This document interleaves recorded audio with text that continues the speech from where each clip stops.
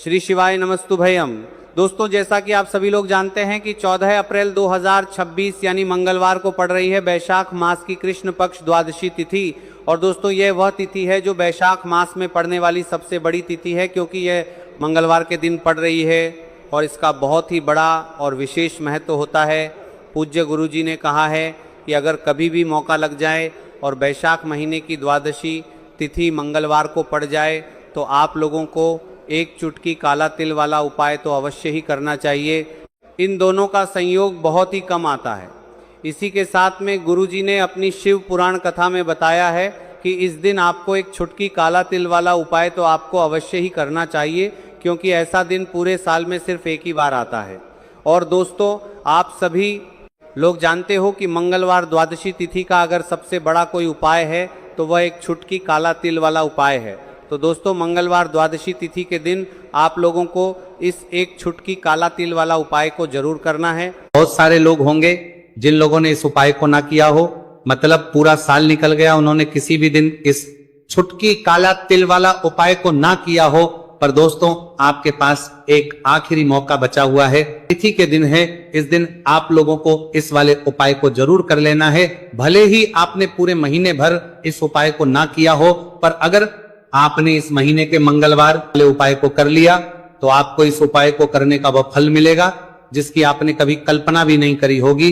इसीलिए आप लोग इस वाले उपाय को एक बार जरूर कर लेना है, ताकि आप लोगों के हाथ से यह मौका ना जा सके और आपको इस उपाय को करने का फल मिल सके। दोस्तों, ये उपाय पंडित जी ने अपनी अभी की ही श्री शिव महापुराण की कथा में बताया है। उपाय को आज हम आपको बहुत अच्छे से समझाने वाले हैं। इस वीडियो को देखने के बाद इस उपाय को समझने के लिए आपको कोई और वीडियो को देखने की जरूरत नहीं पड़ेगी। तो चलिए दोस्तों, उपाय को शुरू करते हैं। देखिए, यह के दिन यह इतना खास होता है, इतना महत्वपूर्ण होता है। देखा गया है कभी कभी बड़े बड़े पूजा पाठ अनुष्ठान से जो मनोकामना पूर्ण नहीं होते, छोटे से उपाय करने से ही आपकी मनोकामना पूर्ण हो है। और बहुत सारे लोगों ने इस उपाय को किया भी है और उनको इस उपाय को करने का फल भी जरूर मिला है। अगर आप लोग भी इस उपाय को करना चाहते हैं तो आप इस उपाय को पहले अच्छे से समझ लेना, सुन लेना, उसके बाद करना। आपको इस उपाय का फल जरूर मिलेगा। और इस उपाय को कर लेने से आपके घर में चाहे किसी भी प्रकार की दुहक और समस्या क्यों ना चल रही हो, आपको उसका कारण भी नहीं पता है कि भाई ये समस्या किस कारण से चल रही, उसका कुछ भी कारण हो सकता है। जैसे पितृदोष हो सकता है या किसी भी तरह का मंगल दोष भी हो सकता है। तो इस दिन आप लोगों को ये वाला उपाय कर लेना है। ये एक ऐसा उपाय है जिस उपाय को अगर किसी विशेष दिन पर किया जाए तो भाई उस विशेष दिन का जो है वह तो हमें मिलता ही मिलता है। पर हमने उस दिन पर इस उपाय को किया है तो हमें उससे भी बड़ा फल मिलता है, और फल बहुत जल्दी मिलता है, क्योंकि आप इस उपाय को बहुत ही बड़े और विशेष दिन पर रहे हो। तो चलिए अब उपाय के बारे में बात करते हैं। लेकिन उससे पहले आप लोगों को यह जानना आवश्यक है कि आखिर ये उपाय किस समय करना है, किसको करना है और कैसे करना है। तो चलिए हम आगे आपको वीडियो में एक एक करके बता देते हैं। लेकिन उससे पहले अगर आप लोग हमारे चैनल पर पहली बार आए हैं या फिर मेरी आवाज आज पहली बार सुन रहे हैं तो हमारे चैनल को सब्सक्राइब जरूर कर लेना और इस वीडियो को लाइक करके कमेंट बॉक्स में श्री शिवाय नमस्तुभयम ओम नमः शिवाय जरूर टाइप कर देना।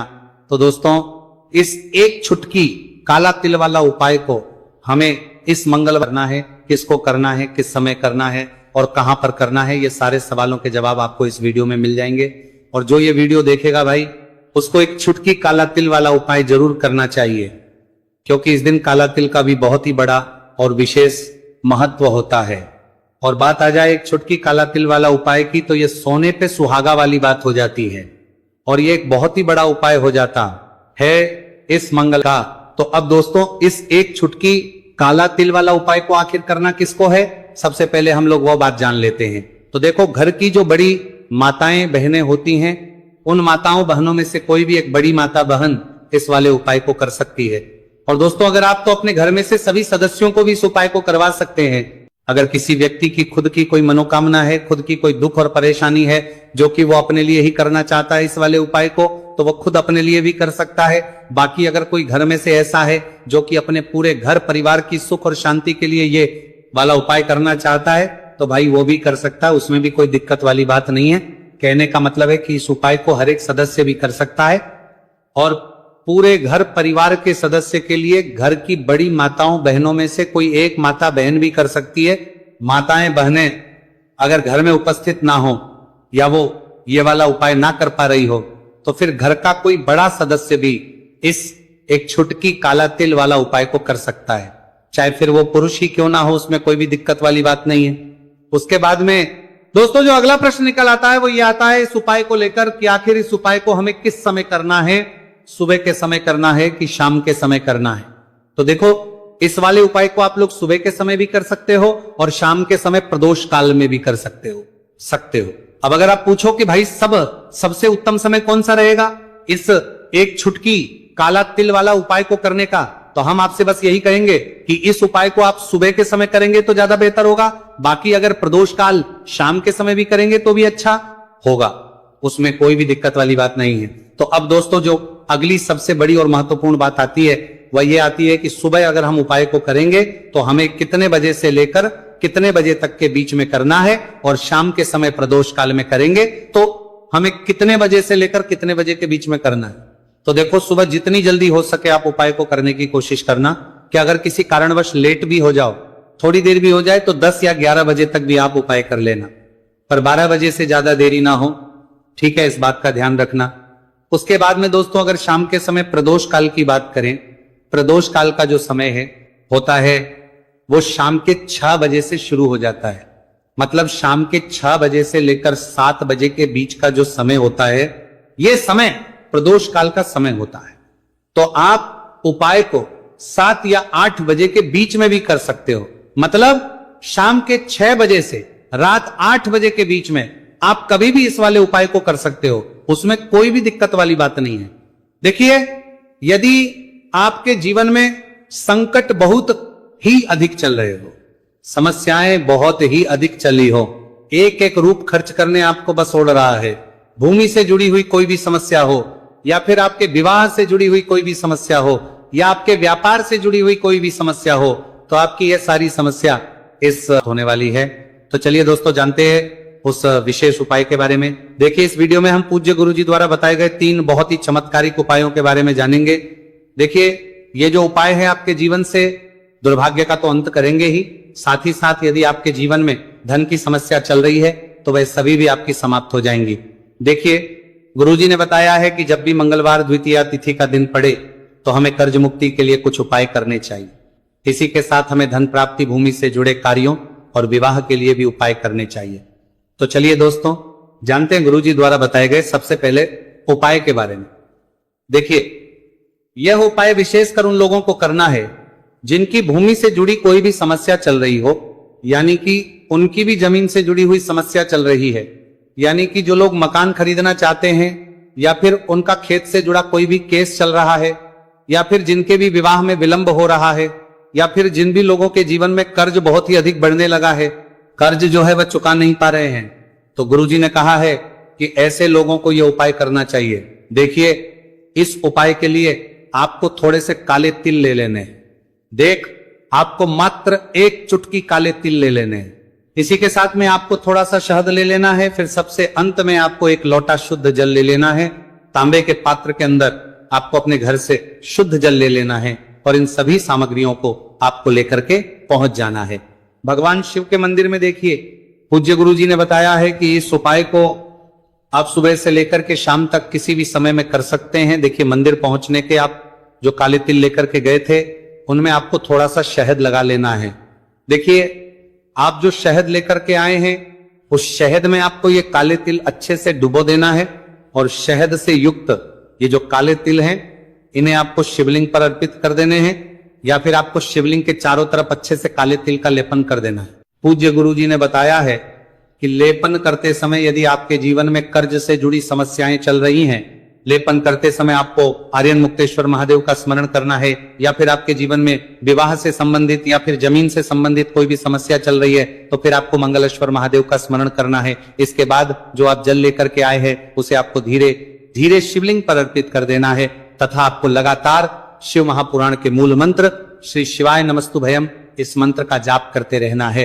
पूज्य गुरु जी ने बताया है कि सिर्फ एक मंत्र के देखना और आप स्वयं देखेंगे कि 2 से 3 महीने के अंदर आपके जीवन से जुड़ी हुई जो भी समस्याएं हैं, बस सभी समस्या बहुत ही जल्द महादेव की कृपा से दूर होने लगेगी।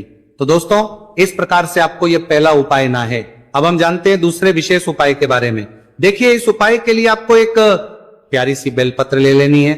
इसी के साथ में 1 लोटा शुद्ध जल लेना है तांबे के पात्र के अंदर, और इसी के साथ में आपको थोड़ा सा शहद ले लेना है। देखिए, मंगलवार का दिन है और यदि हम शहद का उपाय करते हैं तो इससे महादेव हमसे बहुत ही अधिक प्रसन्न होकर के हमारी मनोकामना को परिपूर्ण करते हैं।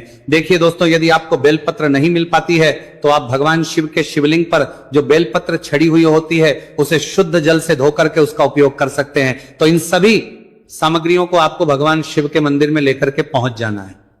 गुरुजी ने कहा है कि इस उपाय को भी आप सुबह से लेकर के शाम तक किसी भी समय में कर सकते हैं। देखिए, मंदिर पहुंचने के बाद आपके पास जो एक बेलपत्र है और बेलपत्र की जो सबसे बड़ी वाली पत्ती होती है और उसकी जो चिकनी साइड होती है उस पर आपको अच्छे से शहद का लेपन कर देना है। यानी कि बेलपत्र की बड़ी वाली पत्ती पर, पूरी ही पत्ती पर अच्छे से शहद लगा देना है। अब देखिए, ये जो बेलपत्र है इसे आपको अपने सीधे हाथ की हथेली पर रखना है और आपके जो भी कार्य अटक रहे हैं, देखिए बहुत से लोग ऐसे होते हैं जो अपने नौकरी को प्राप्त करने के लिए सालों से तैयारी करते हैं लेकिन उनको नौकरी नहीं प्राप्त हो पाती है। बहुत से ऐसे लोग होते हैं जो बहुत ही मेहनत करते हैं, धन भक्ति के लिए बहुत अधिक प्रयास करते हैं लेकिन फिर भी उनको धन प्राप्त नहीं हो पाता है।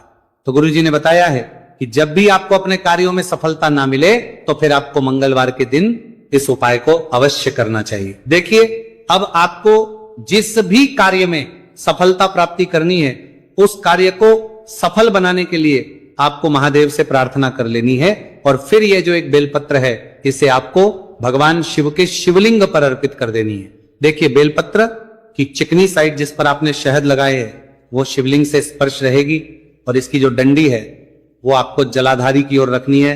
इस प्रकार से आपको यह बेलपत्र अर्पित कर देनी है।